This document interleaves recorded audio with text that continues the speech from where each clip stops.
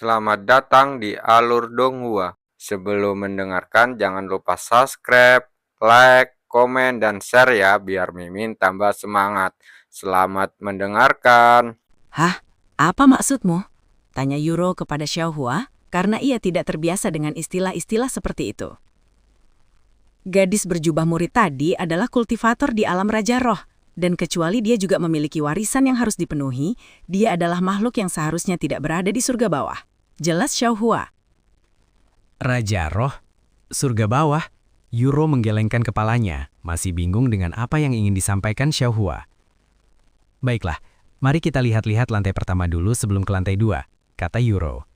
Ya, Xiaohua mengangguk dan mengikuti Yuro karena dia tidak perlu mempelajari teknik baru apapun untuk dirinya sendiri. Sementara itu, Yuan dan murid perempuan itu baru saja sampai di lantai 2. Siapa namamu anak muda? Namaku Zhu Yuying, kata murid perempuan itu. Yutian, jawabnya.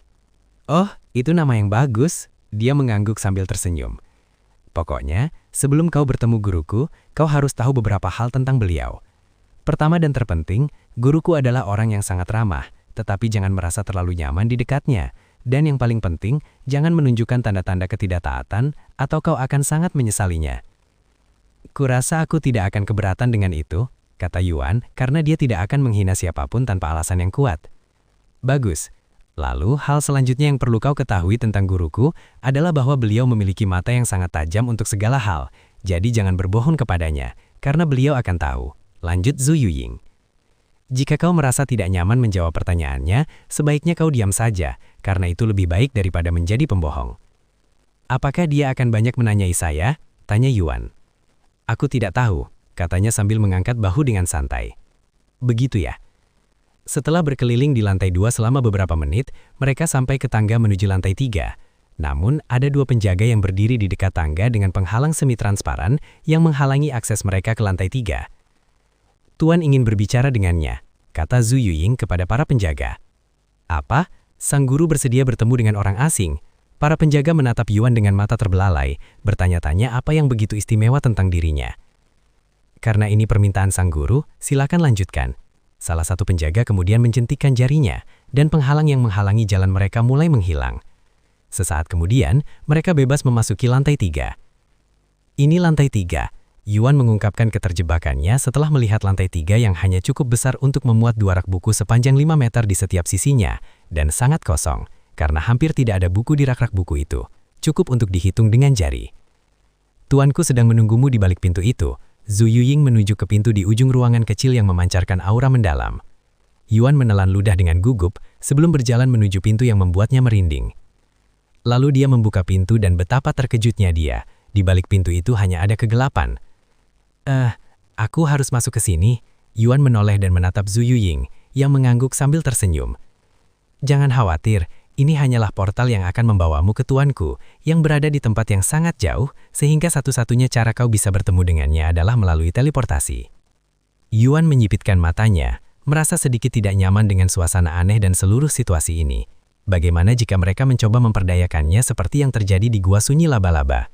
Namun, saat Yuan ragu jika harus mempercayai mereka, sebuah suara kuno menggema di kepalanya. Tidak sopan membuat para sesepuh menunggu begitu lama, anak muda. Dan tepat saat suara itu berakhir di kepalanya, sebuah kekuatan dahsyat muncul dari balik pintu menyedotnya ke dalam kegelapan. Yuan berdaliak keras saat tubuhnya terlempar ke dalam kegelapan, merasa seperti terus jatuh melalui lubang tanpa ujung.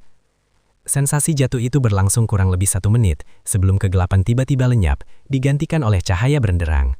Yuan melihat sekeliling, dan dengan terkejutnya, ia dikelilingi oleh awan, dan ketika ia melihat ke bawah, ia melihat dunia yang luas, dunia yang membentang hingga horizon. Anda telah menemukan? Apa sih, Yen? Apa kekacauan ini? Di mana aku? Apa yang terjadi dengan toko teknik itu? Seru Yuan dengan suara terkejut sambil terus jatuh dari langit. Aku akan mati.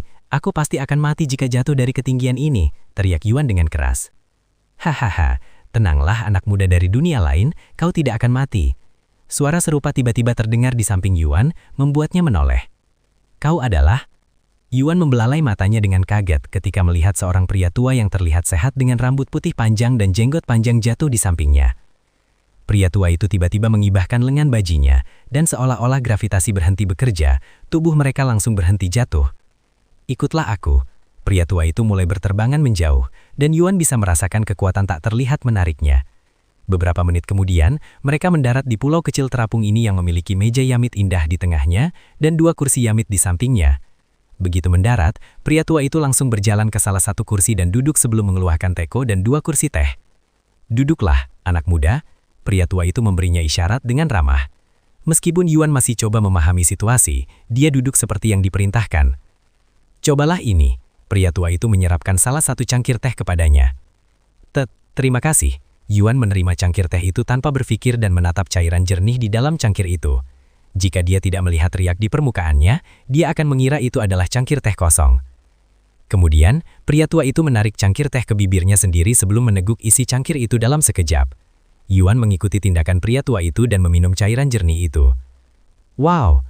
Yuan bisa merasakan sensasi menyegarkan mengalir di tenggorokannya sebelum menyebar ke perutnya dan kemudian ke seluruh tubuhnya, merasa seperti ledakan yang terjadi di dalam tubuhnya.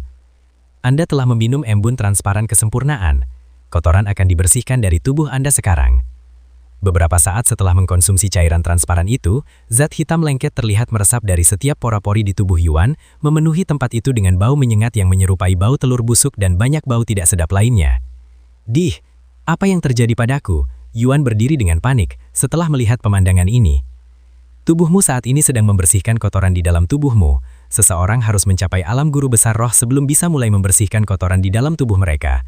Tetapi embun transparan kesempurnaan akan membantumu mencapai itu terlepas dari tingkat kultivasimu dan akan terus melindungi tubuhmu dari pengumpulan kotoran lebih lanjut di masa depan, sehingga kau tidak perlu membuang waktu untuk membersihkan kotoran di dalam tubuhmu secara manual setelah setiap terobosan.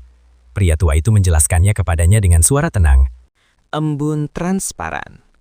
Kesempurnaan adalah harta langka yang akan sangat bermanfaat bagi Anda dan kultivasi Anda di masa depan. Aku sebenarnya tidak mengerti, tapi terima kasih telah memberiku harta karun seperti ini, senior. Yuan membungkuk padanya dengan tubuhnya hampir tertutupi oleh kotoran. Tidak perlu berterima kasih, karena ini hanyalah sedikit tanda terima kasih karena telah membuatmu datang jauh-jauh ke tempat ini. Lelaki tua itu tersenyum. Beberapa menit kemudian, setelah Yuan mengeluarkan setiap tetes kotoran yang mencemari tubuhnya, lelaki tua itu menghibaskan lengan bajinya, menciptakan angin kencang yang meniup pergi kotoran dan bau busuk tersebut. Engkau telah membersihkan setiap tetes kotoran di dalam tubuhmu sehingga memperoleh tubuh yang murni. Kamu telah mendapatkan gelar tubuh yang tak ternoda. Deskripsi. Dengan memiliki tubuh yang murni, kecepatan kultivasi Anda akan meningkat secara signifikan selama Anda menjaga tubuh Anda tetap bersih dari kotoran. Bagaimana perasaanmu, anak muda? Tanya lelaki tua itu kepadanya setelah itu. Aku tidak tahu bagaimana harus menggambarkan perasaan menyegarkan ini. Rasanya hampir seperti aku terlahir kembali, kata Yuan sambil menatap telapak tangannya sendiri. Merasakan sensasi yang sangat ringan dan berenergi, bahkan penuh kekuatan. Kelahiran kembali ya, itu cara yang bagus untuk menggambarkannya. Pria tua itu mengangguk sebelum menunjuk ke tempat duduk. Setelah Yuan duduk kembali, lelaki tua itu berkata, "Aku tahu, kau bertanya-tanya mengapa aku membawamu ke tempat ini dan di mana kita berada. Jadi mari kita selesaikan itu dulu. Pertama-tama, tempat ini bukanlah lokasi asalmu, yaitu surga bawah atau tempat manapun di dunia ini. Ini adalah dunianya sendiri, atau dimensi lain bisa dibilang begitu. Itulah sebabnya aku bisa membawamu ke sini tanpa banyak kesulitan. Adapun alasan mengapa aku membawamu ke tempat ini, itu karena aku ingin tahu lebih banyak tentangmu, anak muda, yang menghancurkan kristal ilahi keberuntungan surgawi dengan takdirmu." Hah? Yuan menatap lelaki tua itu dengan mata terbelalak. Jadi dia benar-benar bertanggung jawab atas hancurnya harta karun itu. Namun, sebelum kita melanjutkan, bagaimana kalau kita memperkenalkan diri, kata lelaki tua itu, lalu melanjutkan. Kebanyakan orang memanggil saya Guru Bai, tetapi Anda bisa memanggil saya Senior Bai saja. Yuan mengangguk dan berkata, nama asli saya adalah Yutian, tetapi saya juga dikenal dengan Yuan. Yutian ya? Senior Bai mengangguk sebelum melanjutkan. Baiklah, melanjutkan pembahasan, Alasan mengapa kristal ilahi keberuntungan surgawi meledak setelah mencoba membaca nasibmu adalah karena kristal itu tidak bisa membaca nasibmu, karena itulah kristal itu meledak. Hah? Yuan menatapnya dengan alis terangkat, bingung. Apa maksudnya? Kristal ilahi keberuntungan surgawi adalah harta karun yang sangat ampuh yang dapat membaca keberuntungan dan takdir seseorang. Dan tergantung pada pentingnya takdir mereka diberi peringkat. Ada banyak sekali jenius di dunia ini yang memiliki kemampuan untuk mengubah atau menciptakan sejarah, tetapi sangat sedikit dari mereka yang akan diberi takdir kecil. Kemudian kita memiliki takdir besar, jenius yang akan mempengaruhi langit sampai batas tertentu. Seseorang dengan takdir besar akan muncul 10.000 tahun sekali. Senior Bai menjelaskan kepadanya fungsi harta karun yang telah dihancurkannya. Adapun untuk peringkat terakhir, takdir surgawi, hanya ada 13 orang yang diberi takdir seperti itu sejak zaman kuno, dan setiap individu tersebut telah sangat mempengaruhi dunia sehingga mereka diberi era mereka sendiri. Namun, tidak banyak orang yang tahu, tetapi sebenarnya ada peringkat lain selain 3 yang baru saja saya jelaskan, dan tidak ada nama untuk takdir seperti itu, karena itulah saya menyebutnya takdir yang tidak diketahui. Takdir yang tidak diketahui adalah satu-satunya takdir yang tidak bisa dibaca oleh kristal ilahi keberuntungan surgawi, atau terkadang disalahartikan sebagai takdir surgawi. Dan dalam kasus di mana kristal ilahi keberuntungan surgawi tidak bisa membaca takdir, ia akan meledak. Setelah penjelasan panjang lebar, Senior Bai memberi Yuan waktu sejenak untuk mencerna informasi tersebut sebelum melanjutkan. Sejak zaman kuno, Niha, sejak kultivator pertama belajar berkultivasi, hanya ada 2 orang lain selain engkau yang memiliki takdir yang tidak diketahui. Dan aku ingin tahu seperti apa dirimu sebagai orang ketiga yang memiliki takdir yang tidak diketahui. Karena itulah aku membawamu ke sini. Begitu, tapi apa yang ingin kau ketahui tentangku? Sebagian besar hidupku kulalui dengan tidak berarti. Jadi kurasa kau tidak akan menemukan sesuatu yang menarik tentangku, kata Yuan kepadanya. Pengalaman hidupmu tidak penting bagiku. Yang ingin ku ketahui adalah ambisimu, mengapa kau memutuskan untuk menjadi seorang kultivator, dan apa yang membuatmu tetap berada di jalur kultivasi, kata Senior Bai kepadanya. Ambisi saya? Yuan mengangkat alisnya sebelum berbicara dengan suara tenang. Jujur saja, saya tidak punya ambisi apapun, dan saya hanya ingin menikmati dunia yang indah ini dengan adik perempuan saya, dan semoga bisa berteman. Kau tidak punya ambisi.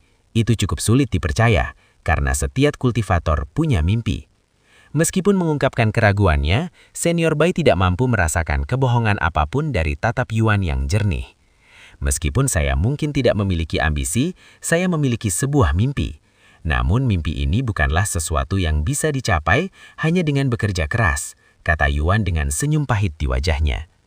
Hoh, apakah kau keberatan menjelaskan? Tanya Senior Bai dengan rasa ingin tahu yang tinggi. Di dunia kultivasi, hampir tidak ada mimpi yang tidak dapat dicapai melalui kerja keras. Bagaimana dengan seseorang yang terlahir tanpa kaki dan bermimpi akan bisa berjalan? Tanya Yuan kepadanya. Apakah kau menurut mimpi-mimpi semacam itu bisa terwujud? Hahaha. Senior Bai tiba-tiba tertawa, lalu berbicara. Dan aku tadi bertanya-tanya, apa yang akan kau katakan? Jadi bagaimana jika seseorang terlahir tanpa kaki? Mereka bisa menumbuhkan kaki dengan bantuan harta karun. Begitu juga dengan orang buta. Aku tahu lebih dari selusin obat dan harta karun yang dapat menyembuhkan kebutaan. Yuan terdiam. Mereka bisa melakukan itu di dunia kultivasi. Namun meskipun itu benar, ini hanyalah permainan. Dan begitu Yuan keluar dari permainan, apa yang disebut dunia kultivasi ini akan lenyap. Namun bagaimana dengan menjadi seorang kultivator? Apa yang mendorongmu untuk menempuh jalan kultivasi? Senior Bai kemudian bertanya kepadanya. Ya, itu terjadi secara kebetulan, kata Yuan sebelum sejenak mengingat bagaimana ia menjadi seorang kultivator. Kebetulan? Omong kosong, kau adalah seseorang dengan takdir yang tak diketahui. Semua yang terjadi padamu atau akan terjadi padamu di masa depan, semua orang yang telah kau temui atau akan kau temui di masa depan, semuanya telah ditentukan oleh takdir, bahkan sebelum kau lahir. Senior Bai melanjutkan. Lalu, mengapa kau terus berkultivasi? Jika kau tidak memilih jalan ini, mengapa kau tidak berhenti? Karena aku telah belajar dari seorang teman bahwa kekuatan berarti segalanya di dunia ini, dan tanpa kekuatan, aku bisa kehilangan semua yang penting bagiku. Oleh karena itu, aku terus berlatih dan terus menjadi lebih kuat, karena aku ingin menjelajahi dunia ini bersama orang-orang yang kusayangi tanpa kehilangan mereka. Berkultivasi untuk melindungi orang-orang yang penting bagimu. Meskipun aku telah mendengar kata-kata serupa dari para kultivator berkali-kali sepanjang hidupku, aku hanya bisa menghormati keinginan seseorang untuk melindungi orang-orang yang mereka cintai. Dan temanmu benar, dunia kultivasi adalah dunia yang kejam yang memangsa yang lemah dan memberi penghargaan kepada yang kuat. Jika kau ingin menjelajahi dunia ini, kau harus memiliki kekuatan yang cukup. Senior Bai berbicara sambil mengelus janggut putihnya yang panjang dengan penuh perasaan. Setelah hening sejenak, Senior Bai berkata, "Sekarang saya benar-benar memahami karaktermu, tetapi orang selalu bisa berubah, dan saya hanya berharap kamu tidak terlalu banyak berubah. Ngomong-ngomong, kalau kau tidak keberatan aku bertanya, apakah kau memiliki fisik yang unik? Aku bisa merasakan perasaan yang mendalam dari tubuhmu, tapi aku belum pernah merasakan perasaan seperti ini sebelumnya." Senior Bai tiba-tiba bertanya, "Bentuk tubuhku, aku punya sesuatu yang disebut fisik pemurnian surga," jawabnya dengan santai. Fisik pemurnian surga? Senior Bai tiba-tiba berteriak keras sambil berdiri dengan ekspresi terkejut di wajahnya. "Ah?" Yuan menatap Senior Bai dengan mata lebar, karena dia tidak menyangka akan mendapat reaksi seintens itu. Setelah hening sejenak, Senior Bai berdeham sebelum duduk kembali. "Oh begitu, jadi Anda orang yang dia temui." "Apa maksudmu, Senior Bai?" tanya Yuan sambil memiringkan kepalanya dengan bingung. Tidak apa-apa, aku hanya berbicara sendiri," kata Senior Bai dengan cepat sambil makar tersenyum. "Lagi pula, aku tak berani menahanmu di tempat ini lebih lama lagi, teman kecilku. Jika takdir mengizinkan, kita akan bertemu lagi." Seolah terburu-buru, Senior Bai melambaikan lengan bajunya, menyelimuti Yuan dengan energi spiritualnya sebelum mengirim Yuan terbang menuju surga bawah. Beberapa saat kemudian, Yuan kembali dikelilingi kegelapan, tetapi kali ini ia jatuh ke arah yang berlawanan. Setelah mengirim Yuan kembali ke portal, Senior Bai menatap langit dengan ekspresi linglung di wajahnya. "Jadi namanya Yutian ya? Tak kusangka aku akan bertemu dengan jenius berbadan kekar seperti dewa yang ditemui wanita itu di tempat ini. Seperti yang diharapkan dari seseorang dengan takdir yang tak terduga. Seharusnya aku memberitahu dia beberapa teknik dan beberapa harta karun untuk membantu perjalanannya. Tapi sayangnya..." Setelah berdiri di tempat yang sama untuk waktu yang tak diketahui, Senior Bai menghela nafas dengan nada mengesalkan. "Sebaiknya aku memberitahu dia tentang pertemuan kita, atau dia akan berpikir aku coba merebutnya dari dia atau semacamnya." "Selamat datang kembali, Yutian," sapa Ju Yuying setelah ia kembali ke toko keterampilan. "Bagaimana pertemuanmu dengan guruku?" "Aku tidak tahu harus menggambarkannya bagaimana," katanya dengan senyum aneh. "Semuanya terjadi begitu cepat." "Lalu apa yang kalian berdua bicarakan?" tanyanya kemudian. "Dia bertanya padaku tentang mimpiku dan mengapa aku memutuskan untuk menjadi seorang penggarap." "Hanya itu?" Ju Yuying menatapnya dengan alis terangkat. "Iya," katanya. Ju Yuying terdiam. Mengapa tuannya memanggilnya untuk hal sepele seperti itu? Dia tidak mengerti. "Ngomong-ngomong, karena kau telah berbicara dengan guruku, aku akan membiarkanmu mencari keterampilan sekarang." "Ah, kau diperbolehkan membeli teknik dari lantai manapun ya?" katanya kepadanya beberapa saat kemudian. "Aku mengerti. Karena aku sudah di sini dan sepertinya tidak banyak teknik yang dipelajari di sini, aku akan melihat-lihat lantai ini dulu sebelum bergabung kembali dengan yang lain." Ju Yuying mengangguk dan meninggalkannya sendirian di lantai 3 tak lama kemudian. Yuan mulai melihat-lihat lantai 3, tetapi hanya dengan 2 rak buku dan selusing teknik, tidak butuh waktu lama bagi Yuan untuk melihat semua yang ada di lantai 3. Dan dari selusin teknik di lantai 3, hanya ada 1 teknik yang bisa dia pelajari, karena teknik itu berhubungan dengan pedang. Serangan penyegalan mendima, sebuah teknik yang terdengar sangat ampuh. Menggumam Yuan menyebut nama teknik itu dengan perasaan kagum. Kemudian dia membuka buku teknik itu dan mulai mempelajarinya. Beberapa menit setelah Yuan mulai membaca teknik itu, tanpa disadari ia masuk ke dalam kondisi trans yang memungkinkannya mendalami teknik itu seolah-olah ia berada di dunianya sendiri. Setelah waktu yang tak diketahui berlalu, sebuah pemberitahuan muncul di hadapannya. "Kamu telah mempelajari serangan penyegalan mendima. Serangan penyegalan mendima, peringkat surga, tingkat penguasaan 1.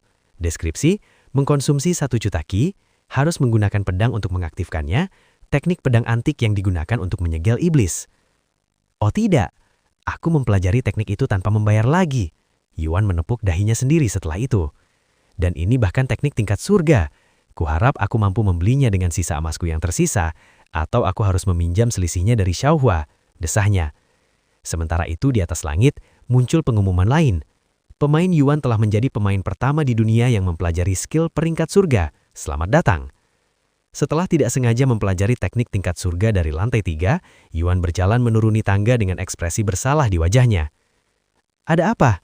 Kamu terlihat tidak sehat. Para penjaga memperhatikan ekspresinya dan memutuskan untuk berbicara dengannya, bertanya-tanya apakah sesuatu yang tidak menyenangkan terjadi selama pertemuan mereka dengan tuan mereka. Hanya ingin mengetahui berapa biaya teknik ini jika aku membelinya. Yuan memperlihatkan teknik serangan penyegelan mendima. Serangan penyegelan mendima itu salah satu teknik paling langka dan paling ampuh yang bisa ditemukan di toko ini, dan bahkan merupakan teknik tingkat surga, jadi harganya pasti cukup mahal. Yuan langsung berkeringat deras setelah mendengar kata-kata para penjaga. Jika saya ingat dengan benar, teknik ini seharusnya bernilai sekitar 300 juta koin emas. 300 juta koin emas? Yuan berteriak keras, hampir pingsan karena ketakutan. Jika teknik penyegelan iblis benar-benar bernilai 300 juta koin emas, dia tidak akan mampu membeli teknik ini bahkan jika dia meminjam semua uang Xiaohua. Dan dia perlu menjual sekitar 10 harta karun tingkat surga untuk mendapatkan cukup uang untuk pembelian tersebut. 300 juta koin emas. Ini tidak mungkin, aku tidak mampu membayarnya, pikir Yuan dalam hati. Meskipun ia merasa sakit hati hanya dengan memikirkannya, ia harus melewatkan pembelian ini meskipun dianggap sebagai pencurian karena ia mempelajari teknik tersebut tanpa membayarnya. Maafkan aku, Yurao. Meskipun itu tidak sengaja dan hanya sebuah permainan, saudaramu telah melakukan kejahatan dan sekarang menjadi seorang kriminal. Dia menghela nafas dalam hati. Apa kau yakin kau baik-baik saja? Para penjaga bertanya lagi kepadanya, karena mereka yakin ada sesuatu yang mengganggunya. Tidak, aku baik-baik saja, sungguh. Yuan menghela nafas sambil berbalik dan mulai berjalan kembali ke atas. Mau pergi kemana? Sesamare akan tahu, tanya penjaga itu. Untuk mengembalikan teknik ini, saya tidak mampu, jawabnya dengan suara memilukan. Para penjaga saling bertukar pandangan sebelum tertawa terbahak-bahak. Jadi itu yang kalian khawatirkan. Kalau begitu, kalian tidak perlu khawatir, karena kalian tidak perlu membayar untuk teknik itu. Apa? Yuan langsung berhenti berjalan dan menatap para penjaga dengan mata terbelalak tak percaya. Apa maksudmu aku tidak perlu membayarnya? Tanyanya kepada mereka. Sepertinya kakak senior kita lupa memberitahukan ini, tapi mereka yang memenuhi syarat untuk naik ke lantai 3 diperbolehkan mengambil satu teknik kultivasi secara gratis. Apakah kalian serius? Yuan menatap mereka dengan tatapan ragu.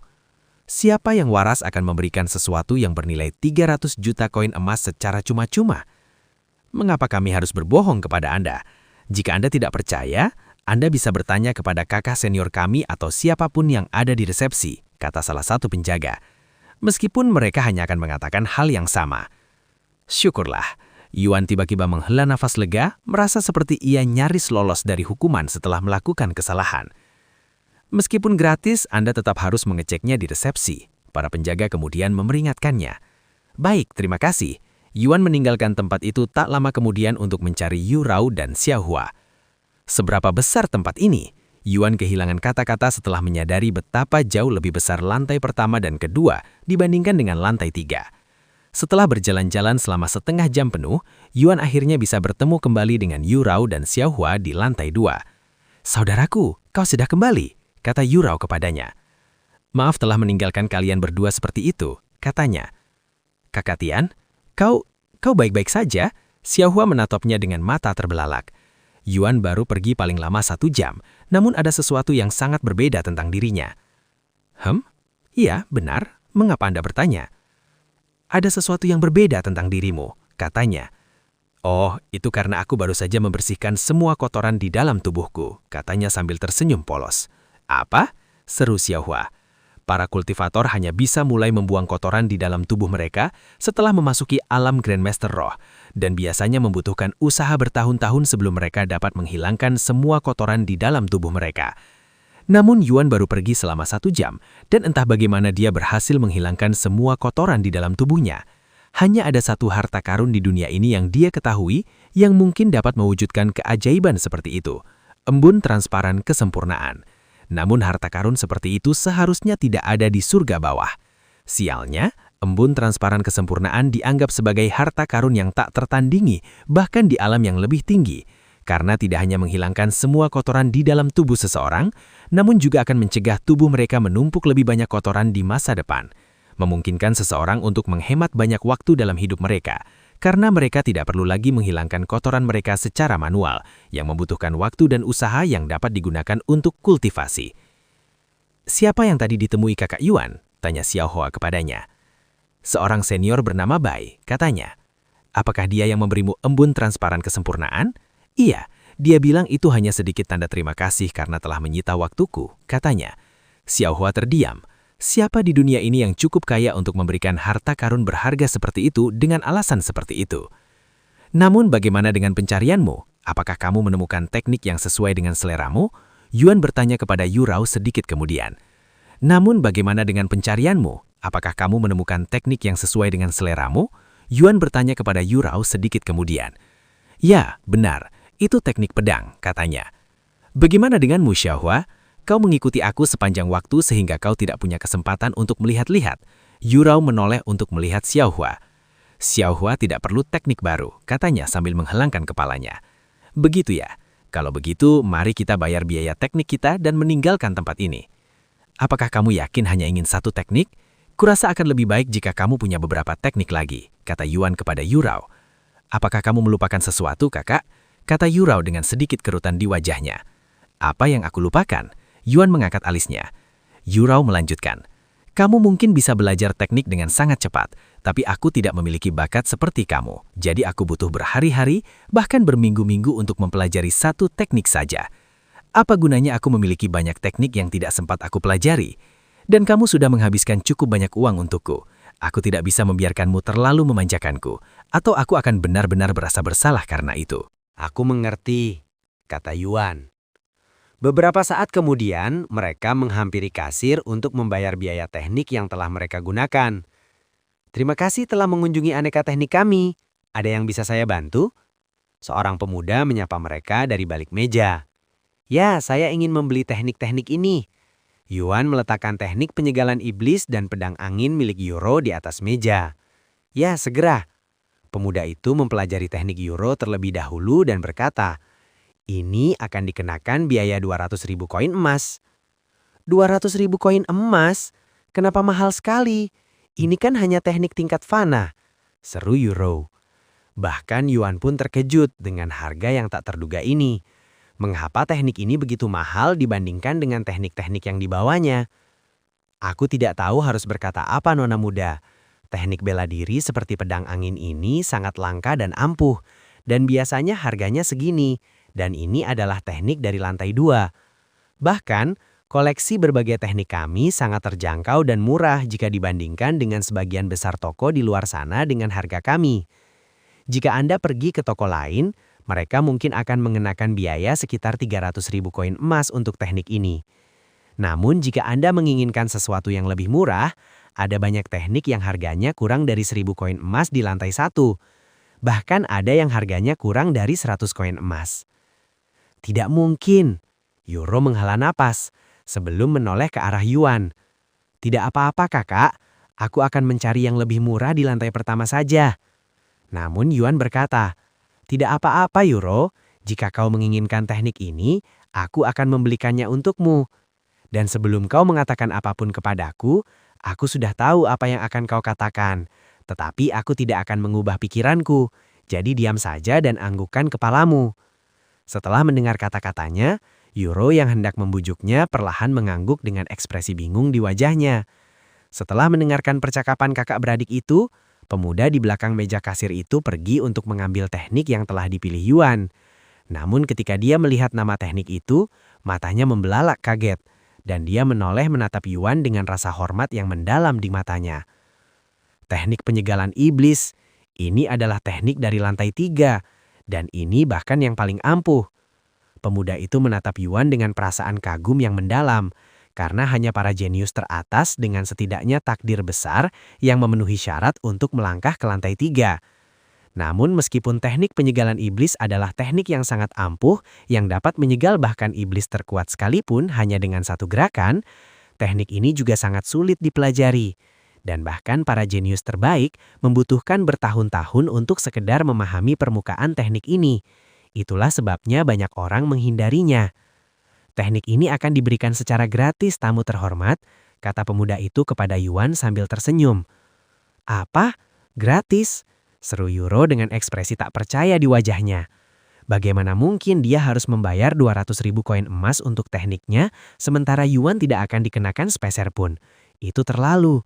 Ya, seseorang bisa mendapatkan teknik pilihannya secara gratis jika mereka memenuhi syarat untuk masuk ke lantai 3. Yuan menjelaskan kepadanya mengapa dia tidak perlu membayar. Tidak adil. Euro menghela napas. Beberapa saat kemudian, Yuan membayar pemuda itu 200.000 koin emas untuk pedang angin, sehingga menyisakan sedikit lebih dari 200.000 koin emas untuk dirinya sendiri. Jika aku terus menghabiskan uang seperti ini, dompetku tidak akan bertahan lama, dan aku akan kehabisan uang sebelum Euro kembali ke sekolah. Yuan menangis dalam hati. Namun betapapun menyakitkan hatinya atau dompetnya, dia tidak akan gentar dalam hal membantu Euro. Terima kasih atas pembelian Anda, para tamu terhormat. Pemuda itu mengembalikan teknik-teknik kepada Yuan, yang kemudian menyerahkan pedang angin kepada Euro. Terima kasih kakak. Euro menerima pedang angin dengan ekspresi gembira di wajahnya. Beberapa saat kemudian, mereka meninggalkan Menairedi of Menairedi. Meskipun aku tidak akan berada di sini lama, aku berharap dapat bertemu denganmu di masa depan, Taois Yuanti, kata Zhu Yuying kepadanya di pintu masuk. Ya, terima kasih juga untuk semuanya. Yuan mengangguk. Setelah meninggalkan Menairedi of Menairedi, Yuan bertanya kepada Euro, apa yang harus kita lakukan sekarang? Sudah larut malam saudaraku, dan sudah hampir waktunya makan malam, jadi kita berhenti di sini untuk hari ini. Baiklah, sampai jumpa di sisi lain, kata Yuan.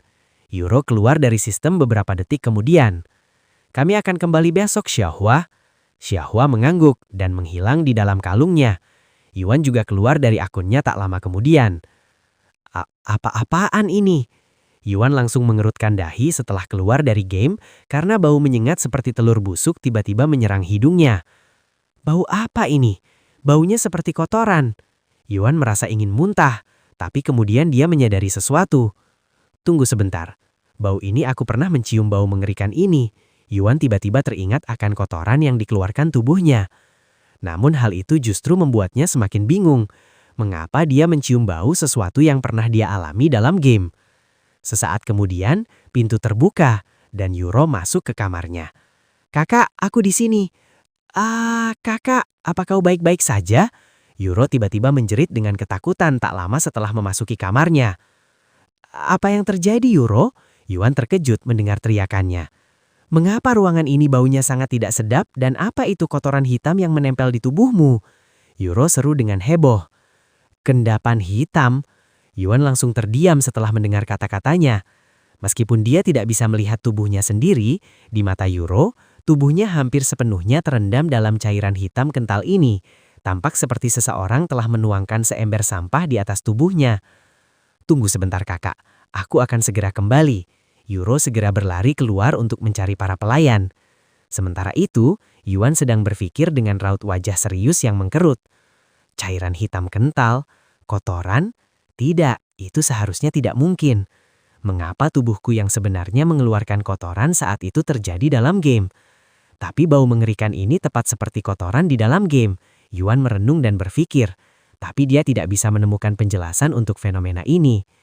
Bagaimana jika apa yang terjadi dalam game juga mempengaruhi dunia nyata? Gumam Yuan dengan suara rendah sebelum kembali terdiam. Sesaat kemudian, dia tertawa. Hahaha, omong kosong apa yang aku pikirkan? Tidak mungkin itu terjadi. Jika memang demikian, bukankah aku juga bisa berkultivasi di dunia nyata? Setelah tertawa selama beberapa detik, Yuan tiba-tiba berhenti tertawa dan bergumam kepadanya. Yah, tidak ada salahnya mencoba. Yuan menarik napas dalam-dalam beberapa kali seperti yang biasa dia lakukan sebelum berkultivasi. Dan dia mencoba mengingat teknik seni rahasia surga. Sesaat kemudian, seolah-olah tertanam dalam ingatannya, kitab suci itu muncul di dalam kepalanya. Namun hanya karena dia dapat mengingat isi teknik tersebut bukan berarti dia akan mampu menggunakannya. Beberapa saat kemudian, Yuan menarik napas dalam-dalam lagi sebelum mulai melafalkan teknik kultivasi, teknik mengonsumsi surga. Seolah-olah dia sedang berkultivasi di dalam permainan. 1 detik, 2 detik, 3 detik. Aduh! Yuan tiba-tiba berteriak keras setelah merasakan sakit yang tajam muncul di sekujur tubuhnya. Merasa seolah-olah ditusuk jarum di mana-mana, yang dengan cepat memaksanya untuk berhenti berkultivasi. Ah, apa itu tadi? Yuan bergumam dengan suara linglung, karena dia tidak menyangka akan terjadi apa-apa. Namun yang mengejutkannya, tubuhnya bereaksi ketika dia mencoba berkultivasi. Meskipun tidak menyenangkan dan sangat menyakitkan, itu tetaplah sebuah reaksi. Dan karena ingin memastikan bahwa itu bukan hanya imajinasinya, Yuan mencoba berkultivasi lagi. Beberapa detik kemudian, rasa sakit yang sama kembali menyerang tubuhnya. Ah, sakit! Sakit sekali! Hahaha, sakit banget! Aku beneran bisa merasakan sesuatu! Yuan tertawa berbahak-bahak karena sudah sangat lama dia tidak merasakan sensasi mendalam dari tubuhnya sejak tubuhnya mati rasa dan lumpuh. Beberapa saat kemudian, Yuro kembali ke kamarnya dengan kursi roda dan beberapa pelayan. Para pelayan terkejut oleh bau menyengat dan mulai batuk-batuk, merasa seperti tercedak oleh bau busuk itu. Saudaraku, ayo kita keluarkan kau dari tempat tidur itu dan bersihkan kotoran hitam dari tubuhmu. Aku juga sudah memanggil dokter yang akan segera datang untuk memeriksa tubuhmu, kata Yuro sambil dengan susah payah menarik tubuhnya dari kotoran lengket itu, mengabaikan bau menyengat yang menusuk hidungnya. Setelah Yuan duduk di kursi roda, Yuro berkata kepada para pelayan, "Saya ingin tempat ini dibersihkan besok pagi. Namun simpan sedikit cairan hitam itu untuk diperiksa dokter nanti." "Baik, Nona muda." Para pelayan membungkuk hormat kepadanya, tak berani mengucapkan sepatah kata pun keluhan di hadapannya. Setelah Yuro meninggalkan ruangan bersama Yuan, para pelayan langsung mulai mengumpat pelan-pelan. Astaga, kenapa kita harus membersihkan kekacauan yang dibuat orang cacat itu? Apa saja sebenarnya benda hitam lengket ini? Semuanya lengket dan menjijikan, belum lagi baunya yang mengerikan. Ini mungkin disebabkan oleh kondisi tuan muda. Saya belum pernah melihat hal seperti ini sebelumnya, tapi saya tidak akan terkejut jika dia meninggal dalam beberapa hari ke depan. Semakin cepat dia lewat, semakin baik. Saya merasa kasihan pada nona muda itu, yang telah menghabiskan begitu banyak waktu hidupnya merawat dia, hanya agar dia meninggal seperti itu. Saat para pelayan mulai membersihkan ruangan yang bau dan tempat tidur yang kotor, Yuro masuk ke kamar mandi bersama Yuan. Setelah menanggalkan pakaian Yuan, Yuro menggunakan pancuran untuk membilas kotoran dari tubuhnya. Setelah itu, dia mulai menggosok tubuhnya yang masih duduk di kursi roda dengan sabun mandi. Namun, karena bau kotorannya cukup penyengat, Yuro harus mencuci dan membilas tubuhnya 3 kali sebelum bau busuk itu benar-benar hilang. "Maafkan aku, Yuro," helap napas Yuan. "Apa yang kau katakan sekarang? Aku sudah memandikan tubuhmu seperti ini seminggu sekali dari bertahun-tahun. Ini tidak jauh berbeda kecuali baunya," kata Yuro kepadanya. Lalu dia melanjutkan, "Aku hanya bisa berharap ini bukan sesuatu yang serius dan dokter bisa menjelaskan apa yang menyebabkan munculnya cairan hitam kental itu. Cairan itu lengket dan berminyak seperti lendir basah, tapi aku belum pernah melihat yang seperti ini sebelumnya." "Aku juga," kata Yuan. Meskipun dia memiliki gambaran tentang apa itu cairan hitam kental dan mengapa cairan itu muncul, dia tidak berani mengatakannya kepada wanita itu tanpa konfirmasi. Karena dia hanya akan terdengar gila jika mengatakan hal seperti itu. Beberapa menit kemudian, setelah membilas tubuh Yuan 4 kali lagi, Yuro berkata, "Beri aku waktu sebentar untuk membilas diriku sendiri." Beberapa saat kemudian, setelah Yuro membersihkan kotoran yang menempel di tubuhnya, Yuro menarik tubuh ringan Yuan dari kursi roda dan membawanya ke bak mandi yang besar yang berada di tepat di samping mereka sebelum duduk bersama di bak mandi. "Bagaimana perasaanmu sekarang, kakak? Apakah ada yang terasa sakit? Meskipun tidak ada luka di tubuhmu, aku tetap khawatir dengan kondisimu," tanya Yuro sambil memeluk punggungnya dari belakang. "Tidak, saya baik-baik saja," jawabnya cepat. Saat pertama kali melihatmu terendam dalam lumpur hitam itu, aku hampir ketakutan setengah mati, mengira sesuatu yang mengerikan mungkin telah terjadi padamu," desahnya setelah itu. Namun dia masih belum terbebas dari kekhawatiran, karena dia masih perlu mengetahui mengapa tubuhnya mengeluarkan cairan hitam kental itu. Setelah duduk di bak mandi besar selama beberapa menit, Yuro tiba-tiba menyadari ada sesuatu yang berbeda pada tubuh Yuan, dan dia memutuskan untuk bertanya, "Apakah hanya aku yang merasa kau jadi lebih gemuk, kakak?" Apa kau memberiku sup lebih banyak dari biasanya?" jawab Yuan dengan suara bingung. Tidak, saya selalu mengukur semua yang saya masak, dan saya tidak mengingat pernah menambah porsi makanmu. Namun tubuhmu jelas lebih gemuk dari sebelumnya, dan tidak lagi kurus, kata Yuro sambil menatap tubuh telanjangnya dengan heran. Apa kau yakin kau tidak membayangkan sesuatu? Saya tidak bisa membayangkan mengapa saya tiba-tiba menjadi lebih gemuk. Bukannya saya makan lebih banyak. Yuan tiba-tiba berhenti berbicara di tengah kalimatnya. Karena Yuro tidak memberikannya makan lebih banyak. Porsi makannya memang meningkat belakangan ini dan cukup banyak. Mustahil. Mungkinkah ini disebabkan oleh makanan yang kukonsumsi di dalam game? Pikir Yuan dalam hati. Dan kecurigaannya semakin kuat. Baiklah, selama kau tidak tumbuh sampai pada titik di mana aku tidak lagi bisa menggendongmu, seharusnya tidak apa-apa. Tapi saya tetap akan menanyakan hal ini ke dokter nanti, kata Yuro. 10 menit kemudian, seorang pelayan mengutuk pintu kamar mandi dan berkata dari luar, "Nona muda, Dokter Wang sudah datang." "Baiklah, ayo kita keluar sekarang kakak." Yuro memeluk tubuhnya erat dari belakang sebelum berdiri dan menariknya bersama. Beberapa saat kemudian, dia meletakkannya di atas meja khusus yang terletak tepat di samping bak mandi sebelum menekan beberapa tombol di meja tersebut. Tak lama kemudian, angin hangat mulai bertiup dari sisi meja, dengan cepat mengeringkan tubuh Yuan. Sementara itu, Yuro mengeringkan tubuhnya sendiri dengan handuk dan mengenakan piyama bersih. Setelah ia mengenakan pakaian lengkap, ia kemudian membantu Yuan mengenakan pakaiannya. Setelah mendudukkan Yuan kembali di kursi roda, Yuro membawanya keluar dan ke ruangan lain, di mana seorang lelaki tua dengan rambut keabu-abuan dan janggut panjang sedang menunggu. "Terima kasih telah datang ke sini meskipun sudah larut malam, Dr. Wang." Yuro membungkuk kepadanya. "Jangan diibaratkan, sekalipun sudah lewat tengah malam dan aku sudah tidur, aku akan langsung datang ke sini jika dipanggil." Dr. Wang tertawa sambil berdiri dan berjalan ke arah mereka.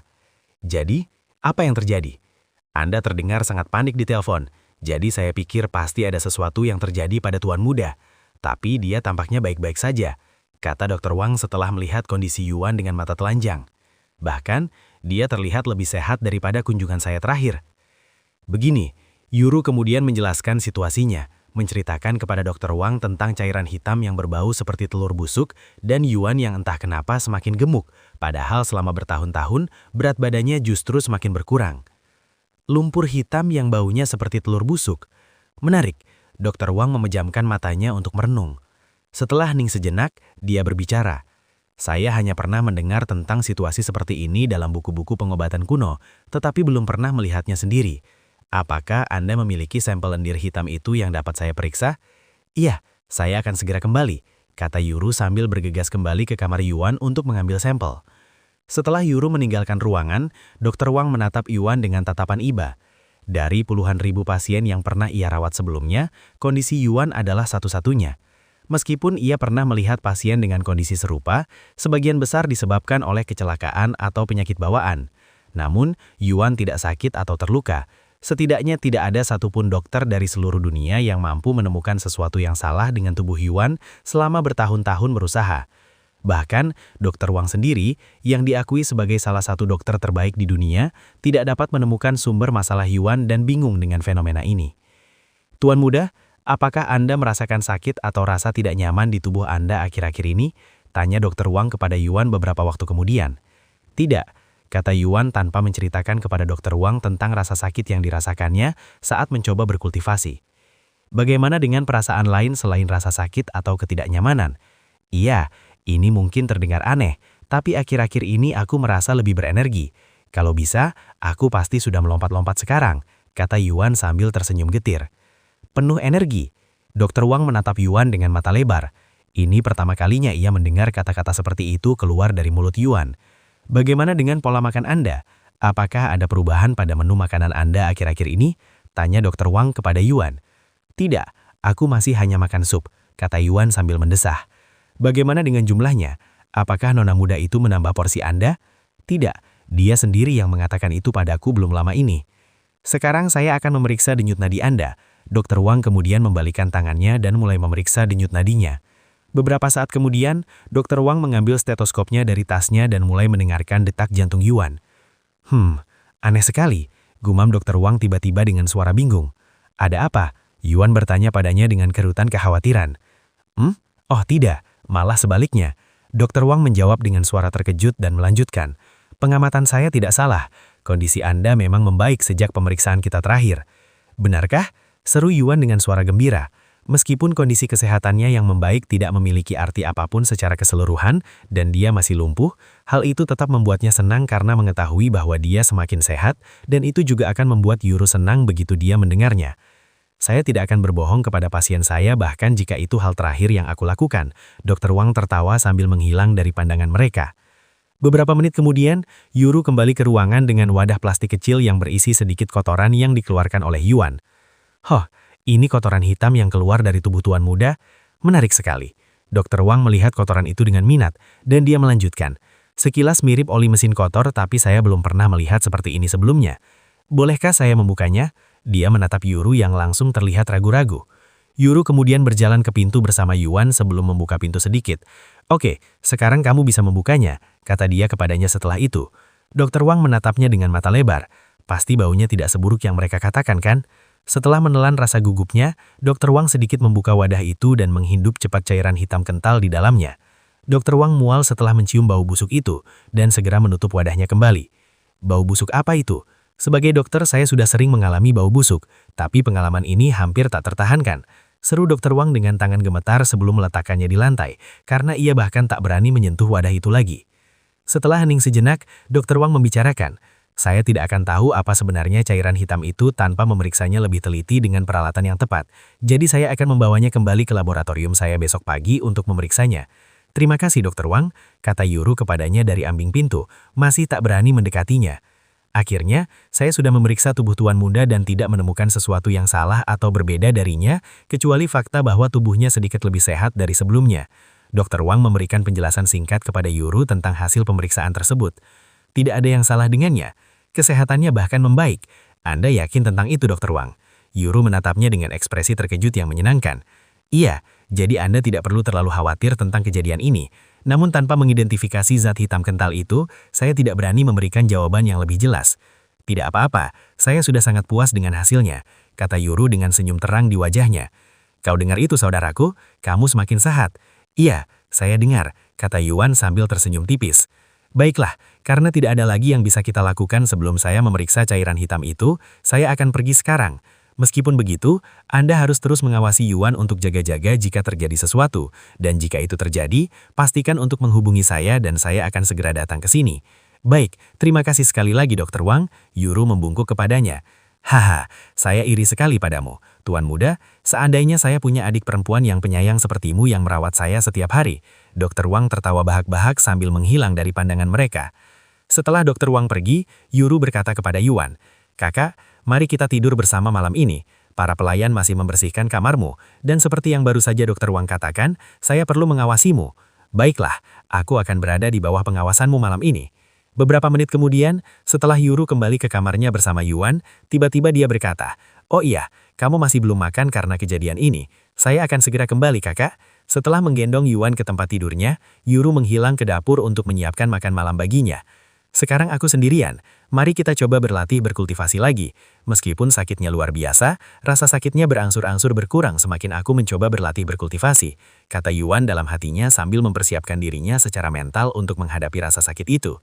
Beberapa saat kemudian, Yuan menarik nafas dalam-dalam dan mulai melafalkan teknik kultivasi di dalam kepalanya.